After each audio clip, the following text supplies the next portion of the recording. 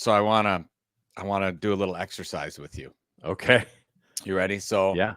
I'm gonna give you 3 different things, and I want you to tell me whether it was too long or too short. Oh, okay. You ready? Too Yeah. long or too short? Too Here's long or number too 1. short? Donald Trump's RNC acceptance speech of 1 hour and 33 minutes. Too Well, long or too short?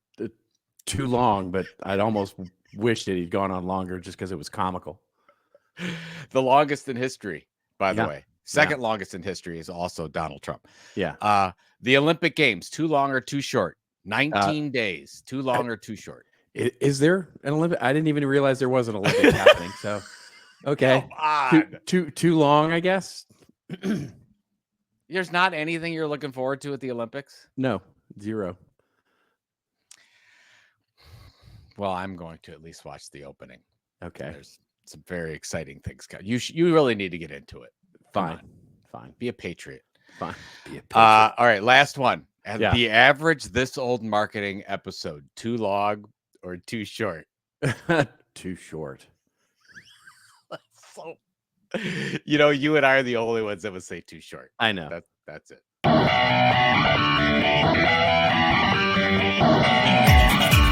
Just remember, everybody has your story to tell. Tell it well. Of this old marketing. And now, for your listening pleasure, here's Pulizzi and Rose, covering the week of media, marketing, and digital content news. This Old Marketing. Take it away, boys.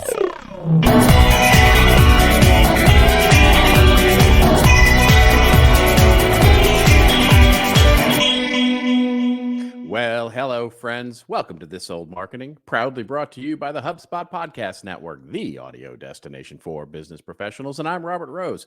Welcome to episode number 438 for Friday, July 26th, 2024. And with me, as always, is my pal, my friend, my colleague, and a guy who didn't get his computer bricked by the CrowdStrike bug, Mr. Joe Pulizzi. That stuff's scary. Yeah, well, if you have a Windows machine, yeah, it's very scary. Yeah.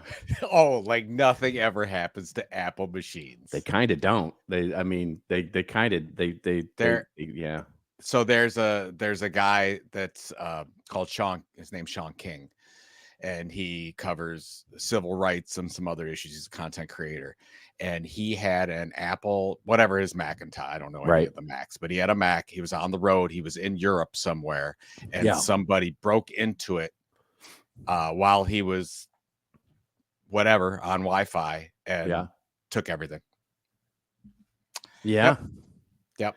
And Apple couldn't do anything. Basically said delete it, delete whatever's left, and start over. Well, and he did. So he did something, right? I mean, you can't just do that, right? I mean, you can't.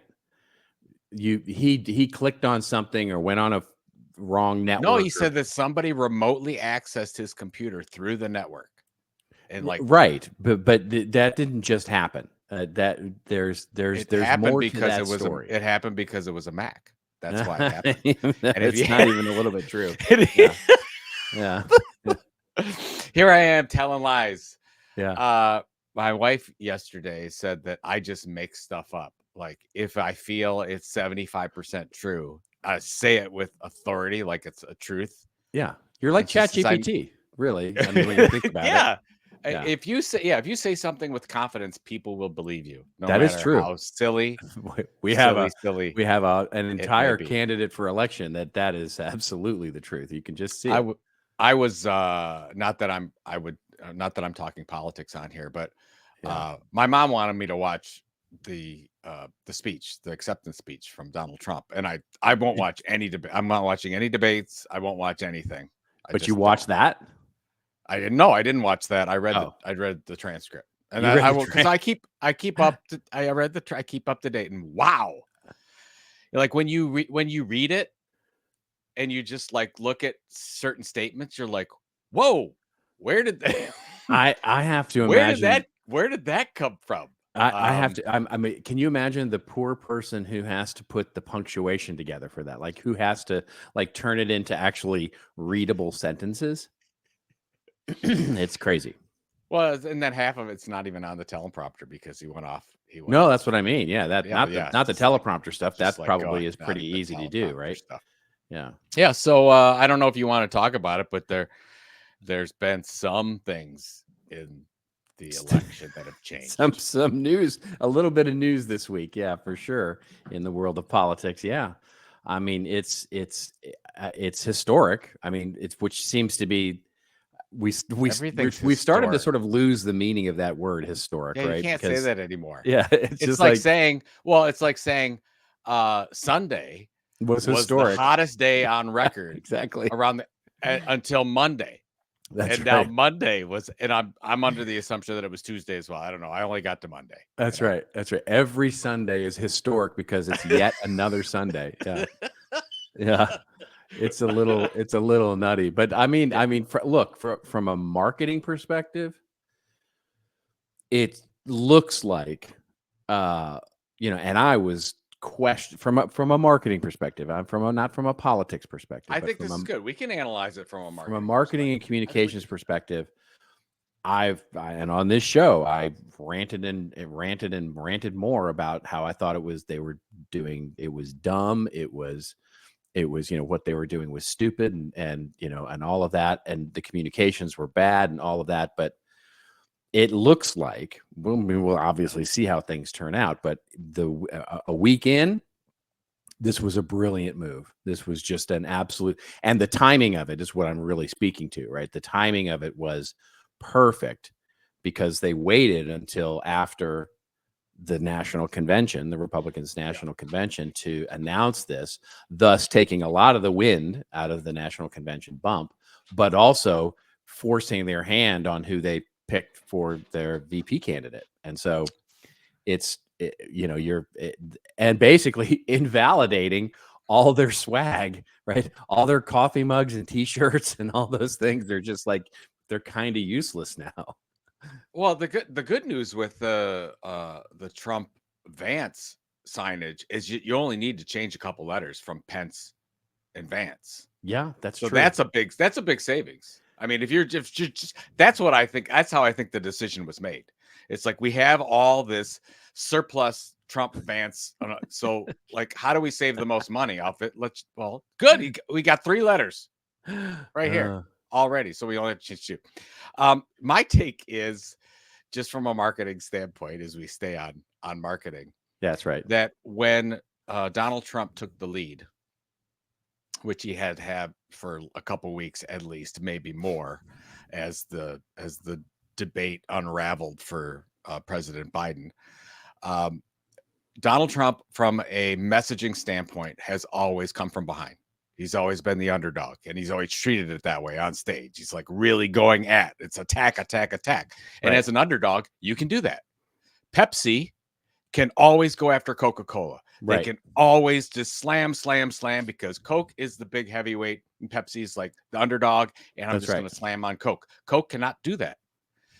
So as these were turning, you've got the leader switch positions. It's not a good look from a marketing standpoint to be the big leader, the person in charge, and then you're slamming on the person in second or third or fourth or whatever the case is. So that was my take. And I was looking for an adjustment in messaging because of that, because now you need to be bigger than you are. And I think that's a tough messaging change.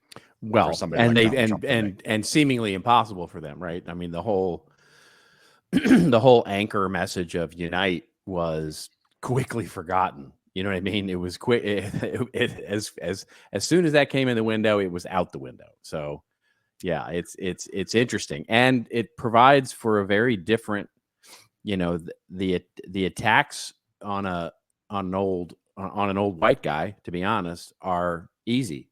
It's much harder to do that with Kamala. So, well, that's the issue is when you lead onto one key thing is Joe Biden's too old, and then all of a sudden that goes away, and now that actual argument you can put onto Donald Trump. Exactly. It was like that. And so you're like, oh shoot, I didn't see that coming. Yep. Wish we'd have changed the messaging on that just in case.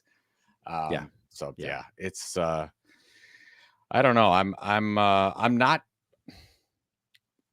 I'm not looking forward to the next 3 months. I got. Oh, I'm not either. I'm not either. But I am. Yeah. I'm not. All of this is just so onerous for me. I mean, I was having this discussion with a friend the other day, talking about how it's just really hard. It's really, really hard in today's world to even have these discussions. I mean, even the awkwardness that we're having this discussion here, right? Because we get notes from it, which is their intentions are questioned, right? And so it's like, yeah, it's just onerous, to be honest with you. And it's just like, you just kind of want it to be over, which is awful given what we're actually talking about. But it is where we are in today's media saturated world. But it's just interesting. This will help from a content creation standpoint. You and I have talked about this a little bit before, but there's a really good George Carlin interview that he did with Charlie Rose. And I'll see if I can find it and I'll put it in the show notes. But Charlie Rose was asking him how he made his pivot from George Carlin back in the 50s and 60s right. to the 70s the wacky and weather 80s. Guy. Yeah. To 70s and 80s George Carlin. And he said, I had to make a deliberate choice that I didn't care what happened to humanity. Right. I took myself out of it. I stopped rooting. He said, I stopped rooting for humanity. And thus doing that, I didn't have a stake in it anymore. I didn't care. And it's funny. Recently I watched that again and I'm like, wow, if you're trying to tell a story and you could take yourself and your emotions out of it, on which side you're playing, and just tell the story, it's liberating to do that. I can feel what, and I try to do that, like when I'm writing fiction too. I'm like, let me take me and all my beliefs out of this and just, I see the story, tell the story. Now with any bias. Now everybody's got bias, but I think that's the key for this whole thing. And we're trying to have this discussion about, let's look at the politics going on from a marketing perspective without wanting to root for either one. It's very hard to do. Yeah. But that's the problem is when you have a discussion with somebody, they're already like, okay, I'm waiting for you to stop your argument so that I can say what I believe that's right. Sure. Because I don't want to listen to what you have to say. It's always like, oh, but Biden, but Trump, whatever. So just interesting. I love that. That's why I love Carlin so much, that he was able to do that. Yeah. Well, but the flip side of that, the other edge of that sword, is that you have to be willing to become that person, right? You have to be, because you have to be willing to, have that be your identity. Because it is an identity, right? So Carlin had an identity, and he certainly had people that, he was willing to be wrong for some people, right? He was willing to be very, very, very, very wrong for some people. And in doing that, he built up his following, but he also had, and just, there's anyway, we should move on, because it's like this discussion, there's a video right now that's going around on TikTok of Taylor Swift it's just a like shot on an iPhone, and she's literally having a conversation with her mother, I believe it is, about whether she should post about this, right? Whether she should post about Harris, well, or about Trump, and she's having this discussion with her mother, and her mother is saying, "Hey, listen, it's my job to tell you what the implications of this is going to be if you do this." And Taylor's like, "Look, I can't stand up there on stage and say what I say, and I'm not going to spoil the video. You should go out and look at it. It's actually really interesting." And she's like, "I can't go out there and say what I'm going to say, because if I don't say this, right?" She's like, "If I don't back up what I'm going to say with something else, everything else is just frilly, right? It's stupid, and it's disingenuous of me." And she's like, "So I have to be willing to take the ugly that's going to come with that." And then it's very short, and that's kind of it. It doesn't actually resolve one way or the other whether she does or not. But then if you go look at the comments, it's just fascinating to see the comments on both sides. And it's a really just interesting thing about the willingness to as a content creator, or as as a personality in the world, to take a position one way or the other, or to consciously, like you're saying with Carlin, to not take that position, to actually take a third position, which is to sort of, as you say, not care and not root for humanity, right? I mean, there's the famous, he's got that famous bit that is indicative of just everything you just said, where he talks about, he's like, everybody thinks it's going to be the end of the world. He's like, nah, the planet's going to be fine. Fine. Yeah. We're all going to be dead, but the planet's going to be fine. I love it how he talks about, I love a person. I can see the universe in a person's eyes, but two people? Yeah, exactly. A group of people? Yeah. Group of people are stupid. That's right. Whatever that goes on. All right. We covered have that a show. enough. Yeah, we have a show. Let's talk about a what show. We got? Well, we have another interesting big news breaking this week, and there's lots to talk about here. The big tech and marketing news, of course, is the fact that Google has decided to go, remember that third-party cookie that we've been talking about for 4 years that we're going to get rid of, and everybody's going to have privacy, and we're going to sort of take a stand on privacy? Nah, never mind. We're going to do something else, and we'll talk about why Google is keeping the third-party cookie. Then we'll talk about Meta, and they've launched their Llama 3.1, which is probably the worst name for a product ever in the history of products, but it's open source and it's AI, and so we'll talk about it. And then Spotify's big best on podcast seems to be paying off. Then we'll get to our winners and losers section, where we'll talk about a winner or a loser in marketing, and I am going to talk about the fact that a company that I'm associated with, Informa, has now purchased the Cannes Lion Festival just on its heels. Joe, exactly. Sorry. Every time. And Joe, in a winner, will talk about the Deadpool and Wolverine. I guess it's a faux movie trailer, but that is also associated with Heinz ketchup and mustard, which is just really good. Then we'll get to our rants and raves, and we both have raves, so it'll be a positive show ending. I'm going to talk a little bit about British Airways and their new piece of content, and then Joe is going to rave a little bit about Eric Church and Eric Church and Eric Morgan. I mean, they're both Erics, right? Morgan Wallen. Eric Church. They have purchased Field and Stream, the brand, and all sorts of things going on there with the publishing and media types of plays. Almost like there should be a word for that. All right. Are you going to see Deadpool? You going to see the new Deadpool? Oh, of course. Yeah. I don't know that I don't know that I'll go to the theater for it. I'm kind of off movie theaters, just generally speaking. Just I love the movie theater experience. I know. You have to save it. I might, but it would be one that I'd have to go by myself, because my wife will not go with me for that. But she hates violence. She hates even if it's cartoon violence. She can't stand it. Okay. So got it. Just a nice rave out there for Twisters. I saw Twisters this week. Oh my God! And, is it? I mean, that movie. Talk about brilliant marketing. It's everything that you would expect. Marketing. It's everything that you would expect it to be.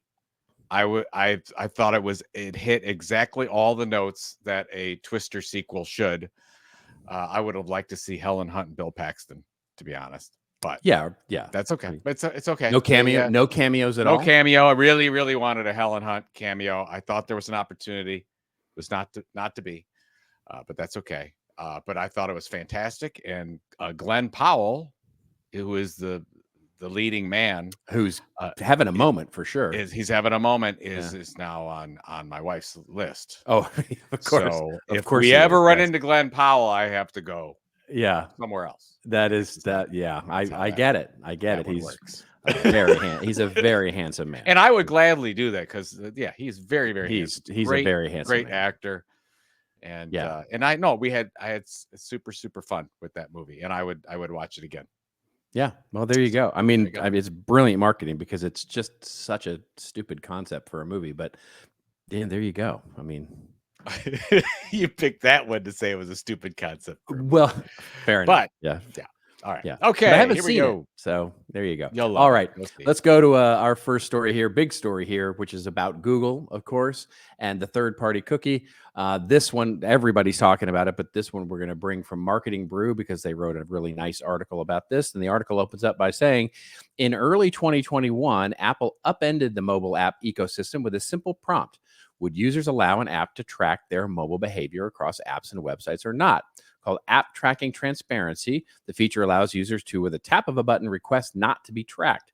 A headwind worth billions to companies like Meta and Snap, which had built their businesses around tracking users for mobile advertising.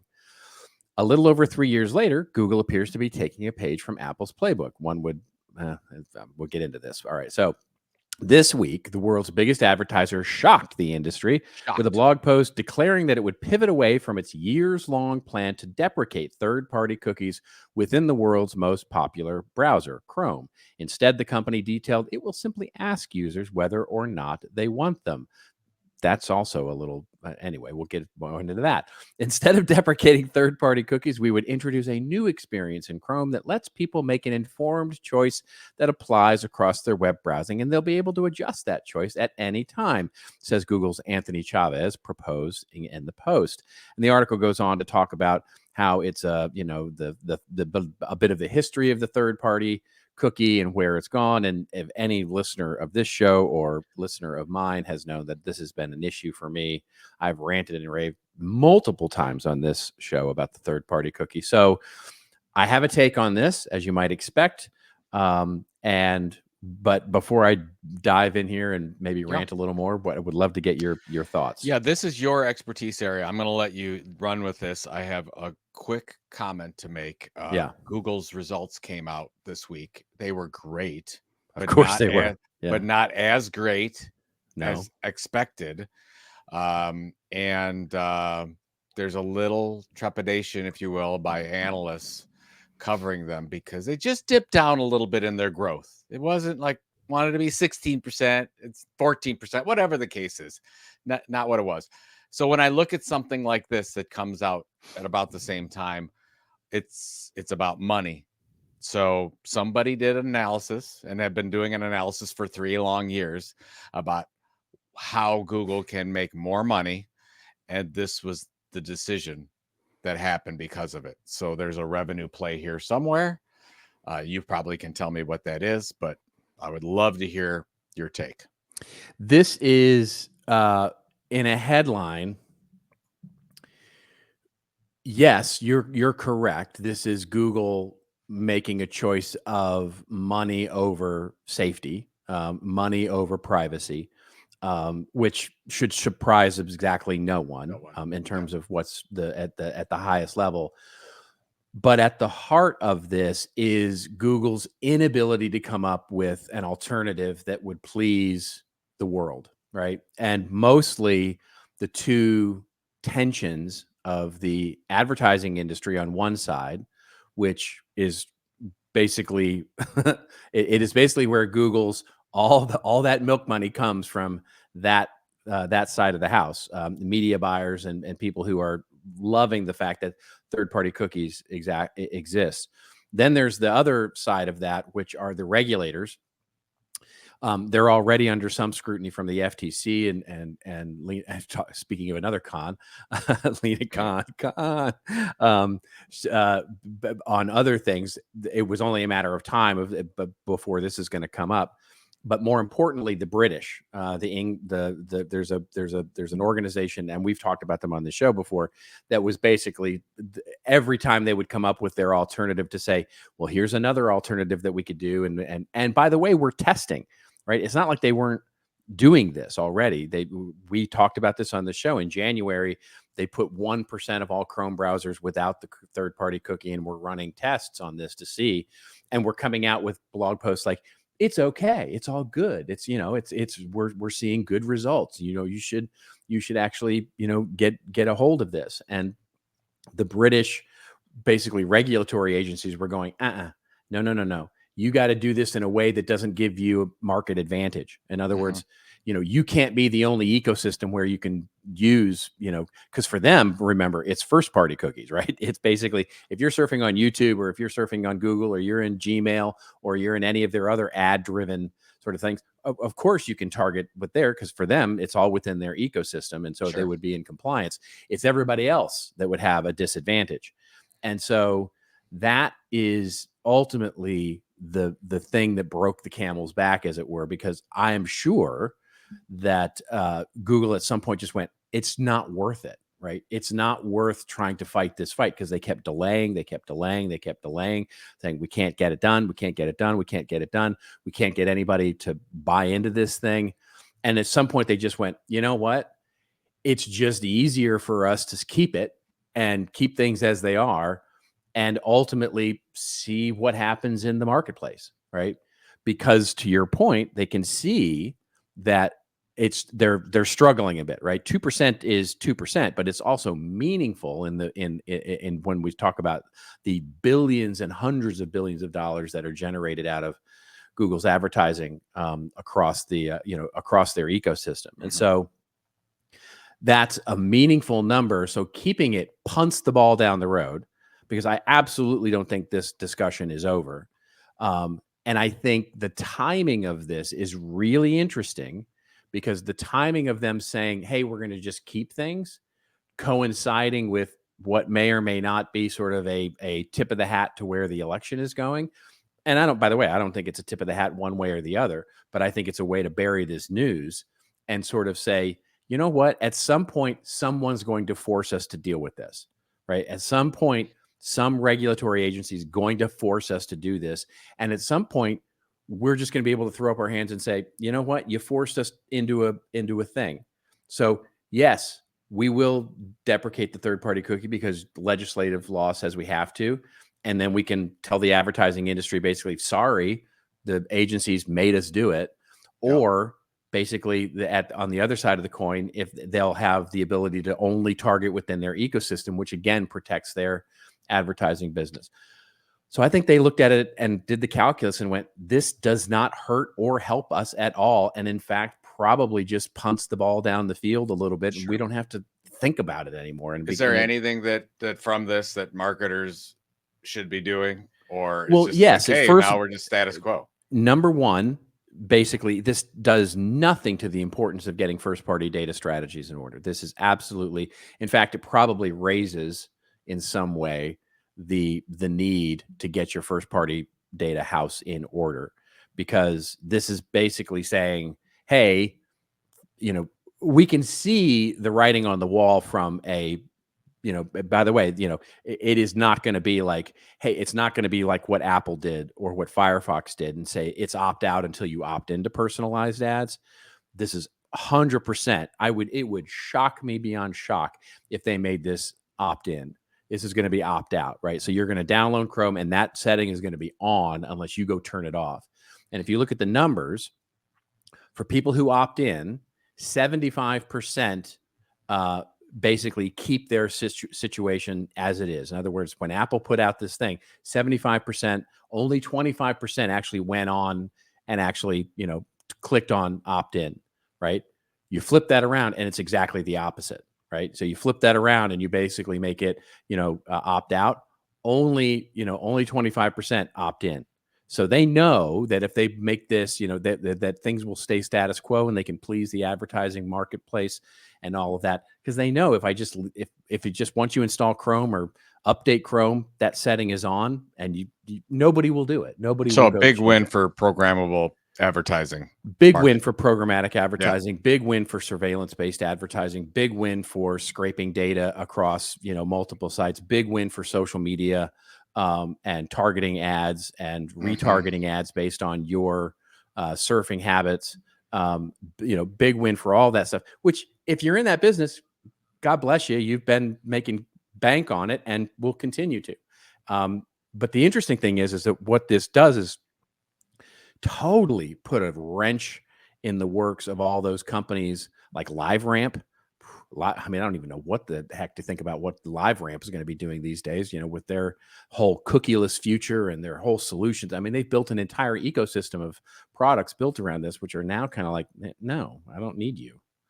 So it's a really interesting time and bigger news for tech companies and MarTech companies than really is getting, I mean, for you and me in the surfing community and basically, as you, go around the web, this is not going to be that you're just not going to notice.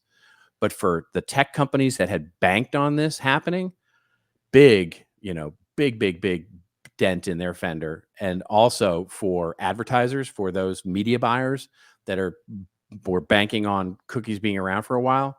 This is a big win for them, and they're happy today.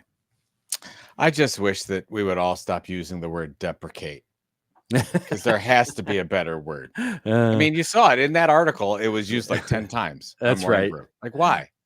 Why do I need funny. to see? And I'm reading my morning brew, having just a fine time, and then all of a sudden I got to read deprecate. I don't like it. I don't like it. You replace the P with an F, and you have some fun words. Okay. All right. We should pay the bills. Since speaking of programmatic advertising, let's do our human programmed advertising.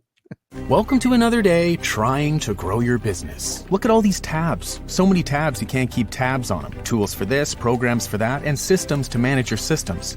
Now jump from a leads thing to a ticketing thing to a reporting thing, so you barely have time for anything, like actually growing your business. But there's a better way. With HubSpot, you can increase quality leads, scale your customer service, and close more deals all in one place. It'll be the most productive day ever, and that's why we use HubSpot. Get started at HubSpot.com. You ever noticed how the smallest changes can have the biggest impact? Well, if that's got you intrigued, let me give you a nudge. Yeah, that's right, Nudge, a podcast. On Nudge, hosted by Phil Agnew, you learn simple, evidence-backed tips to help you kick bad habits, get a raise, and grow a business. Every bite-sized 20-minute show comes packed with practical advice from admired entrepreneurs and behavioral scientists. Nudge is fast-paced, but still insightful with real-world examples that you can apply. Oh, and it's the UK's fastest-growing business podcast. Get Nudge wherever you follow your favorite podcasts.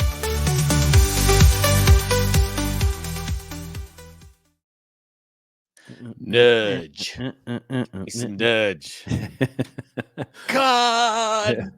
My dad used to call me when I was being a problem child and I was being ornery and picking on my sister and stuff like that. He would say, "Quit being a nudge."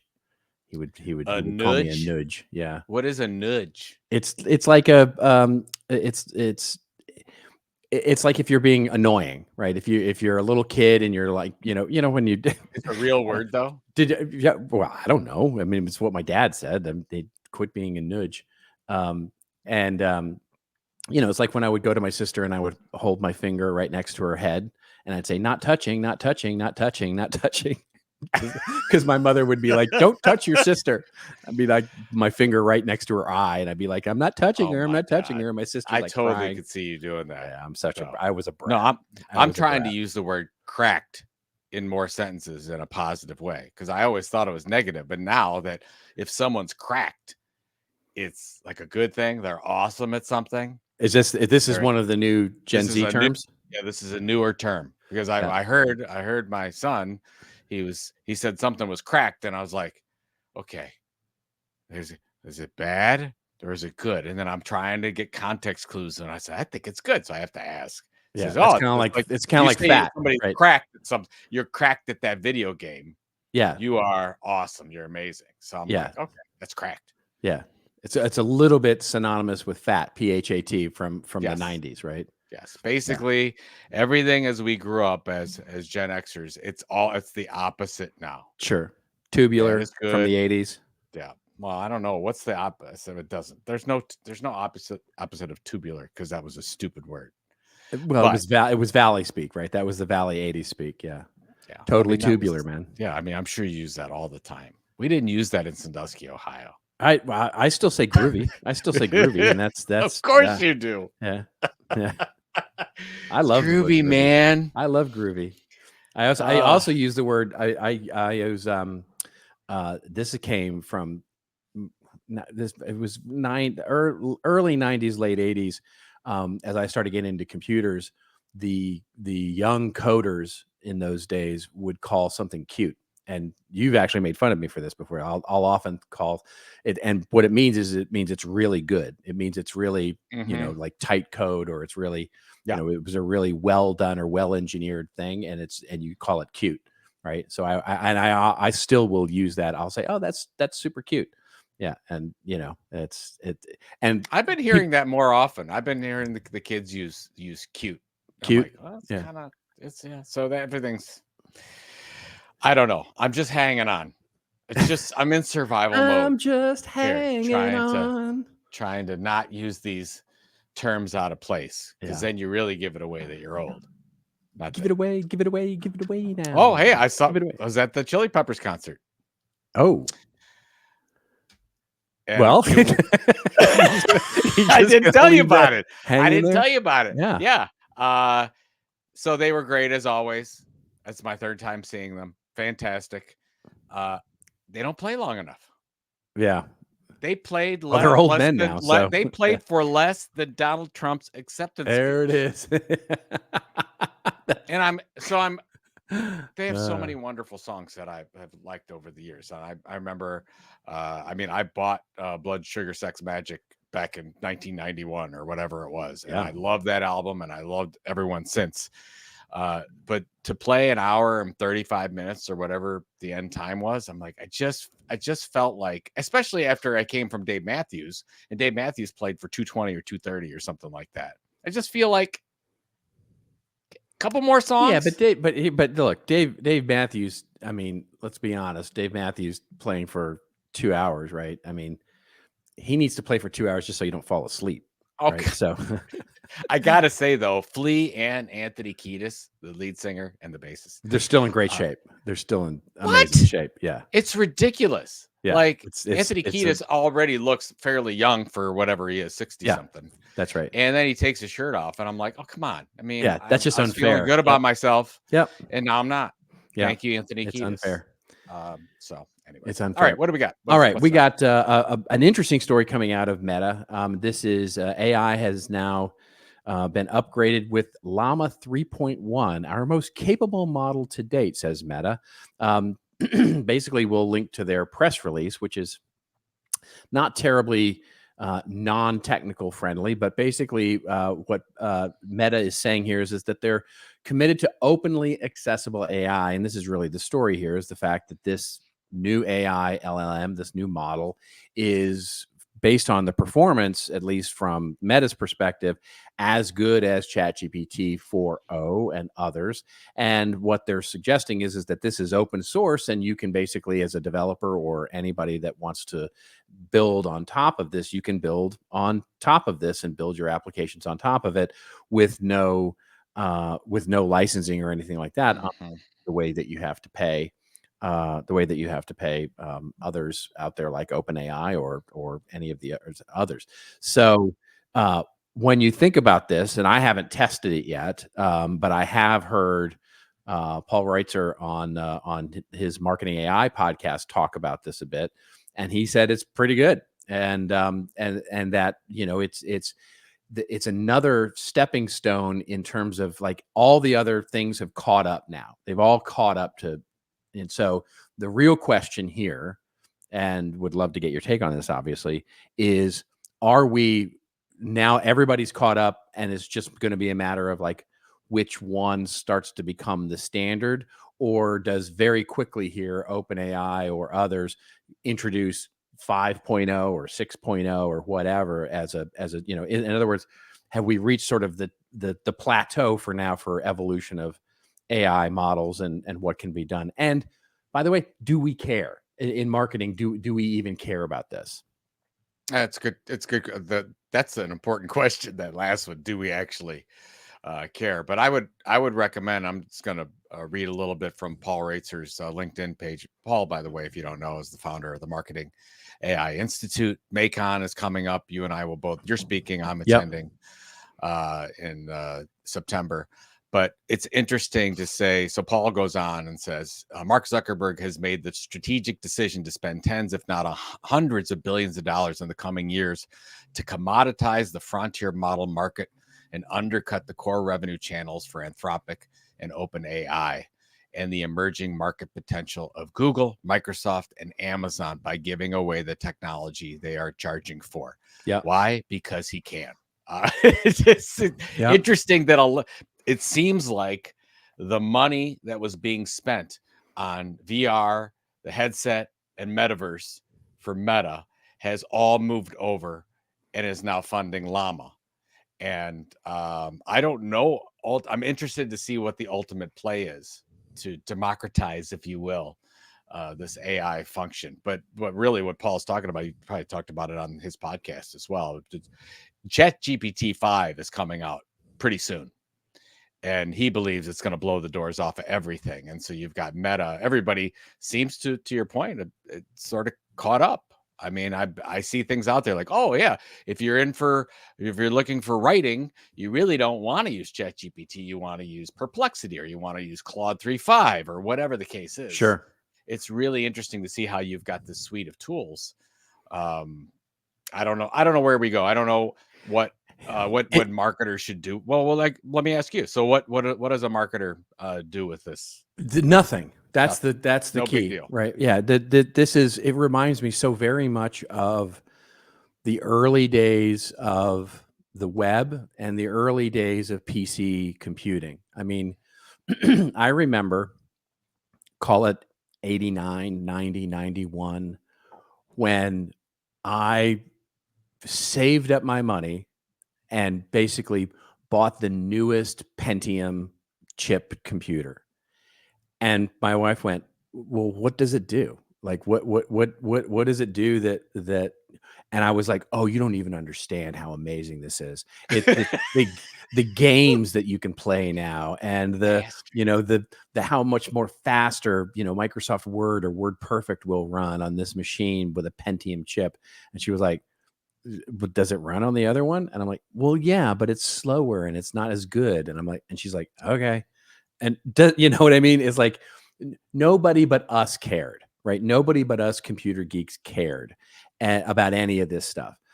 I think we're right there with, like, nobody knows and nobody cares about other than us and the inside baseball people.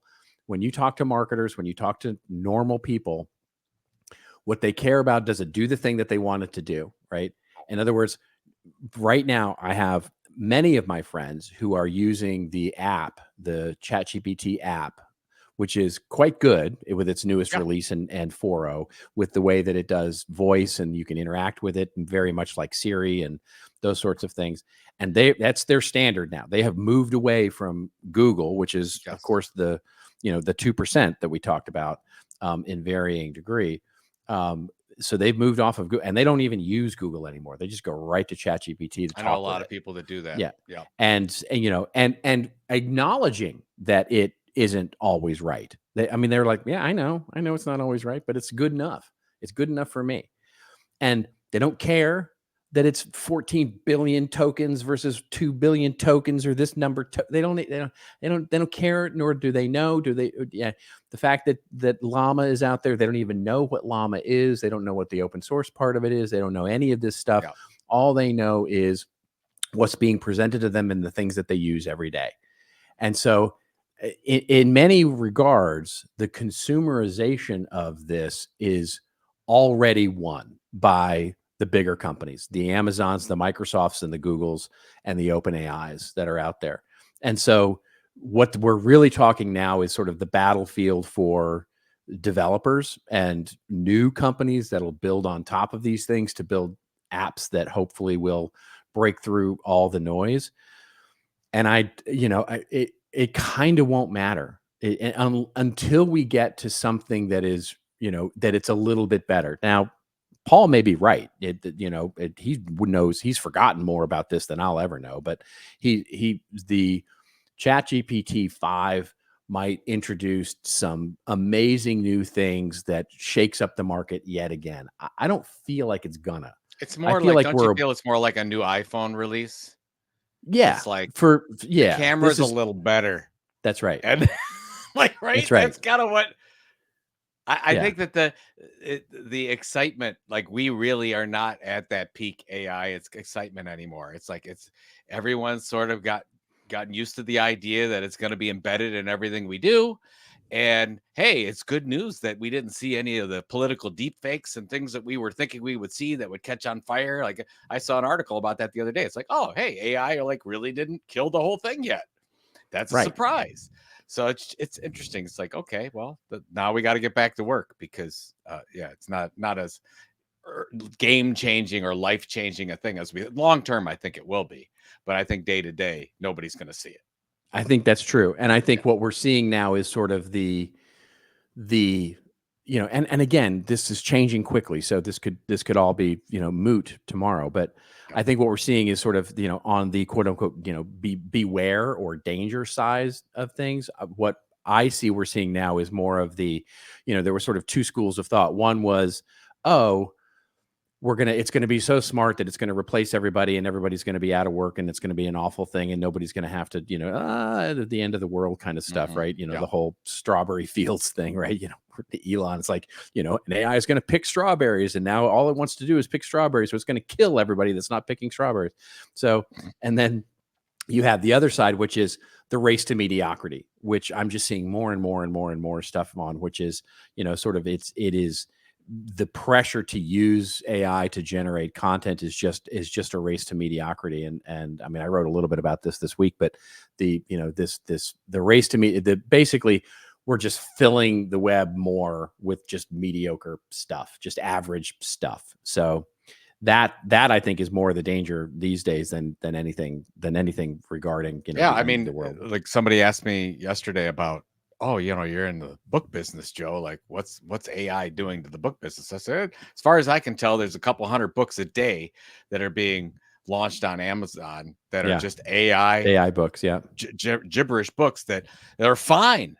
They're fine, but they're not doing it. They don't really say anything. There's not a point of view, and that's where I always, you and I talk when we talk to marketers or individual content creators. It's like, okay, what do you stand for?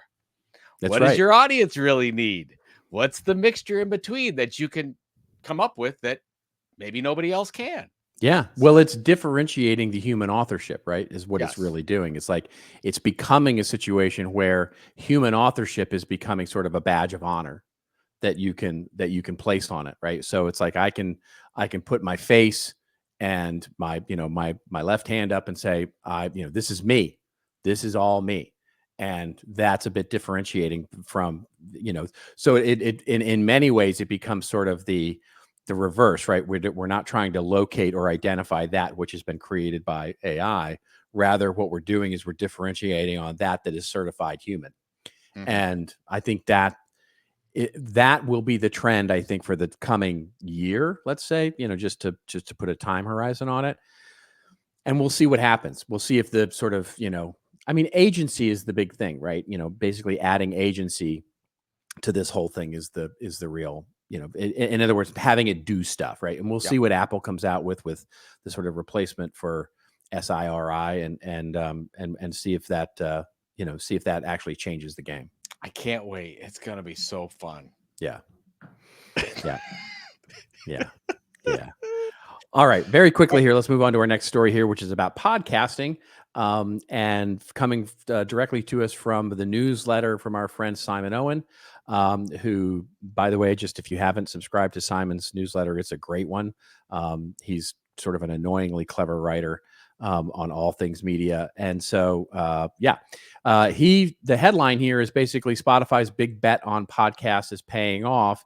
He opens up by saying, with Google AI updates impacting search traffic, and turbulent changes across the social media landscape, there's no better time to reduce your dependency on individual platforms and diversify your revenue stream with membership. Today's sponsor, Memberful, blah, blah, blah. No. You don't want to do that. You don't want to read any of that. Yeah. You want to go to this section here. Yeah. That's good. Hey, this is a live show. This is how it works. By the way, Memberful's your bill is in the Memberful. Your bill is in the mail. Yeah, your invoice is in the mail. Anyway, so he goes on to talk about Spotify's multi-billion-dollar investment in podcasts. Basically, that the narrative on that was it was a big bust. But critics pointed to its sizable layoffs within the podcast division, several high-profile cancellations of shows, and the reporting that its podcast advertising was still lagging. I always found this analysis to be a bit reductive. The layoffs, in his opinion, were more of a reflection of market correction. Agreed, where Spotify acknowledged that it was throwing a lot of money at shows that hardly anyone listened to. While it's true the platform had signed huge multi-million-dollar advances to launch shows with celebrities, a la Joe Rogan, who had no track record in the podcasting space, those bad bets didn't alter the fact that Spotify had quickly become one of the largest destinations in podcast listenings. It goes on to talk about basically that Spotify has become one of the defaults for podcasting now, and the podcasting platforms. And those bets are now starting to pay off because that exclusivity and that those shows are actually starting to really prove themselves as sort of the hits of the world. So what say you? Well, I think that real quick is that the podcasts maybe aren't generating the additional revenue they thought of, but it is getting them stickiness. It's a differentiator for their music. That's right. So I think it's almost like the play where we talked about content marketing world back in the day, and what's the purpose of Chief Content Officer magazine? Well, we're not generating a lot of revenue from it. So what good is it doing? Well, I think it's getting more people to content marketing world. Like that came to be true. I think this is the same thing. It's like, oh, well, what are podcasts doing? Well, it's setting up Spotify as the number one music audio streaming operation in the world. So I love the take by Simon really pointing that out and saying this is a loyalty yield play more than a direct revenue play for Spotify. And I think it will continue to be that. So that when you see the investments back in Joe Rogan or other podcasts that are out there, it's going to be, hey, we are doing this to solidify our core business and make that even better. I think that's what you're saying. It's marketing. It's what it is. It's good. It's marketing. That's right. It's almost like a content marketing play for their music streaming business. That's right. And that's the lesson that we can learn here as smaller versions of this, which is sometimes your content marketing efforts, the audience building efforts that you're doing, aren't about filling the top of your funnel. They are rather about, and we make this joke all the time. It's, from the movie Dave, right? Basically we always point to that scene in the movie Dave where he's sitting across from the guy from the Department of Transportation. And he's like, wait a minute, you're telling me we did a study of, people who have already purchased cars with how they're happy with their car purchase? And the Department of Transportation, yeah, we did. It's like, but that's the thing. That's what it is. It's basically adding value to someone who's already downloaded or started to use your platform for something else, their subscription to Joe Rogan or whatever. And now through that goes, oh, and I will tell you, I'm the living embodiment of that, right? I had Apple Music forever. I was using Apple Music. I got it as part of my deal with, extra storage and all the kind of stuff that I did with Apple for all the computers that we have in the house. And I was like, oh, it comes with Apple Music. Great. I'll just have Apple Music as my subscribing for music. And it was fine. And then I started to I didn't like the Apple Podcast app at all. So I started using Spotify for the actual podcast that I listen to. And I have many that I listen to on a regular basis. And then I was like, oh, I'm just going to try it. And I was like, oh, the playlists are a lot easier. Music is great. It's got everybody that I want to do. The downloading stuff is fantastic. I can listen to it offline on the plane. It's like, it's perfect. And so I've basically stopped using Apple Music only because of my loyalty now to Spotify. And it's so I'm the exact use case for what they're doing here. I think it's a great lesson for marketers out there to say, if you're looking at doing something for your customer base, instead of saying, hey, how can we drive more prospects or more leads or direct revenue? You could say, how do we make our current customers even better? That's right. How do we create better customers? And that's what I think this teaches. Or more loyal customers, right? Or more valuable customers. Yeah, exactly. You got it. Yep. All right. And be willing to spend money to do it too. Okay, well, so speaking of marketing winners and losers, let's move on to our winners and losers segment, where we talk about something in the last week that has been a winner in the marketing world or a loser in the marketing world. And we both have winners this week. You want me to go first? It's a very positive show. Go ahead. You can go. Mine's really quick. So this is breaking news. And we'll link to the Ad Age. And I understand that if you don't have a subscription to Ad Age, you're probably not going to be able to see this, but you can probably find it if you just Google it around. Basically, we talked about the Conline Festival. I've talked about the Conline Festival, and it's it just finished in the south of France. And literally, as it closes, so you have to know that they knew this even going into this year. Sure, the owner, Essential, which is a media company, has sold the Conline Festival to Informa. And of course, I'm attached to Informa because they are the owner of the Content Marketing Institute, has bought the Conline Festival. So this is Informa yet again buying into the world of marketing and advertising in a big way and making big investments in this space, which they've been doing over the they bought Marketing Dive and all the Industry Dive platforms. They've really been going hard at the marketing and advertising space, and this is probably one of the bigger feathers in their cap to get this one going. $1.5 billion was the sale price. Amazing. Probably won't change the festival at all. They'll just add it as part of their portfolio of events that they do, and I think it's a huge win. It's a huge premium event. It's a very, very smart deal. I'm under the assumption that they got it at a price they would have paid for 4 years ago, or like it had, because of what happened during COVID and all the events took a hit. I don't know if Con made it back like other events, probably not. And they were able to get not a discount, but a little bit of one on it. But to put that in the suite of the festival's business of Informa, pretty darn good move. And by the way, they get the Money 2020 conference as well, which is another big conference. So yeah, I think it's I mean, I don't know if anybody else was looking at this, but I was under the assumption that somebody like a Meta or a Google or somebody else could come in and buy that as like a premium content marketing. It's a huge brand. It's a great brand. Huge brand. It's a great brand. I mean, there's so much stuff you can do with it now, and especially when it's in a big family of companies like this, and there's a lot of sort of leverage. I emailed folks at the leaders at Content Marketing Institute, and I said, "Oh, I'm assuming Content Marketing World will be in the south of France next year." So I was sadly turned down on that. Yes, I was sadly turned down on that. Let's see that happen. Yeah. All right. How about you? What do you got? This is just, I'm going to see Deadpool as we record this tomorrow. Yeah. And I love this little integration by Heinz. If you get a chance, I'll put the link in the show notes. It's so good. It's so good. Deadpool is red, a Wolverine as a mustardy yellow, if you will. And they totally integrated. They broke through the fourth wall of the ad. It's super cute. About Ryan Reynolds is talking about. I'm under the assumption that it was probably his ad agency that produces the video or something like that. He's making money off of this 17 different ways. Really impressive about the whole thing. But did you see the Faux movie trailer?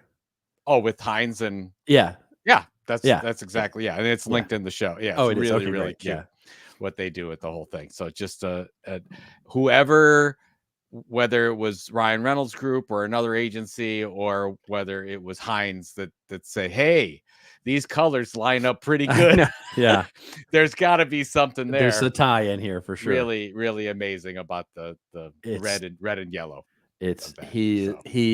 Ryan Reynolds is annoyingly clever when it comes to that stuff. It really, truly. Especially, I mean, even when he's direct selling something, it comes across just so natural. It's just funny. Oh, good. Yeah. Ryan Reynolds is selling me something right now. I really want to pay attention. Well, which is so good because he actually just comes right out and tells you, right? I mean, he just comes right out and tells you, "Hey, look, I'm about to sell you something right now. So, and here's and now I'm going to make it clever." Right. So all right. So now it's time for our rants and raves, where Joe and I go off on a little bit of a rant or a little bit of a rave that, well, makes us feel like we either dropped out of a race or basically all of a sudden got picked for president when we thought we were going to be second banana. Yeah. I have no idea what you're talking about. I don't either. Want me to go first here? You should go last, actually, because mine's super quick. Okay. And I just wanted to mention it really quickly because it's a rave as well. And it could have been another winner, really more than anything else. And thank you, by the way, to Michelle. Michelle, hi, how are you? Out there, who sent us this wonderful piece from British Airways. It is British Airways, literally dropped yesterday, I think, is their new, if you've ever been on any airline, you know that there's now typically a little video that they don't come over and say, wear your seatbelts and you can't smoke in the bathrooms and, all those sorts of things. There's in-flight sort of pre-video before you take off. And everybody is doing them in a very cute way these days. And most of them are pretty not that great. But British Airways has now taken on the Bridgerton sort of its classic sort of British drama, period drama thing, and made a new in-flight sort of pre-flight video, and it is hysterical. It is just really, really Cute. great. They did a good job with it. It's from a customer experience perspective, it's so very British, but also very funny, and obviously gets the point across too about what you're supposed to do. And it's just it's a great example of creating content and caring about the details and caring about those things in a customer experience when they don't have to, right? They could literally just do what a lot of airlines do, which is just boring old, cartoon sort of infomercial. Here's how to fasten your seatbelt, but they actually took the time to make it fun and interesting and wonderful. So it's a big rave for me. That's good. Yeah, I love it. I mean, it's funny back in the day when Southwest Airlines used to have the actual flight attendants do something funny, and they still do. They still do. Yeah. But now they've got the canned ones that are good. Yeah. I mean, United did theirs, and just it's a video and it's supposed to be funny, but it's so United. It's so like yeah. Well, they got the whole Gershwin thing playing, and yeah. Okay. I love this rave. Thanks to Andrew Davis for sending this. Is an amazing story. I love this story. I was not aware. I totally forgot that this actually happened, but Field and Stream magazine, one of the leaders of outdoor brands probably ever, went defunct a few years ago and was purchased by country music stars Eric Church and Morgan Wallen. And I don't know Morgan Wallen, if I'm even saying that correctly. Is you it are Morgan Whalen or Morgan Wallen? Okay. You are. I know I've heard of it before. Eric Church, I do know. They purchased the magazine. They came out with it. It's a really good article if you get a chance. But I love the idea that there's these amazing brand assets out there, and you've got two music stars that are building their own assets just like any company would, and they saw this as within their purview, if you will, to have a say. They're not really changing the content. It is pretty much, they just felt that it should be out there. There's an opportunity there. They did a 50-50 JV with another company that would help them produce it, and it's really interesting how they've been able to do this. I don't know how many episodes you and I have talked about these types of opportunities, but they're all over the place. It's almost like when I realized that Shaquille O'Neal had owned the rights to Elvis Presley and David Beckham and Playboy. And when you realize that there are some really savvy business owners that look at brands out there and say, well, this could be an amazing asset. And a lot of the brands that you and I work with just don't think that way. And I think this is another reminder that there are huge opportunities out there. It's what happens so often is that businesses forget that it's not just marketing and content and advertising technology that has been commoditized, right? So many other parts of business have become democratized, commoditized, whatever. In other words, things like manufacturing. I read a statistic, whether it was, it was a year or so ago, that 90% of the costs of manufacturing have now come out, right, with technology. And so if you want to manufacture a product, it is so much easier these days than it was even 5, 6, 7, 10 years ago.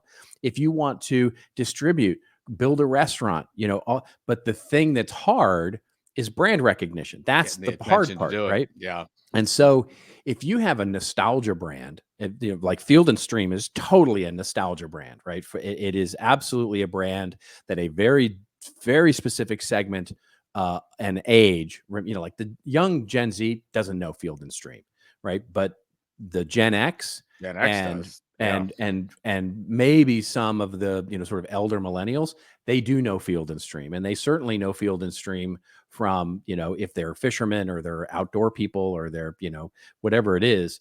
And taking that brand equity and then just applying it to hotels and restaurants, and where it's easy enough to launch those things or just take over an existing thing and call it now the Field and Stream restaurant it's just such brilliance to be able to take that and easily build an empire around it. And for little cost, I mean, I won't say no cost, because it's obviously they have to buy property, they have to buy equipment, they have to do all the things, but the barriers to entry are low when it comes to that kind of stuff. And it's just an amazing idea. And more brands should be doing it, because there are brands that have in their back, filing cabinets, these nostalgia brands, and should just try these things. Yeah, and I didn't even mention the best part about it. You alluded to this: the Field and Stream hotels, the events. They're like the whole line of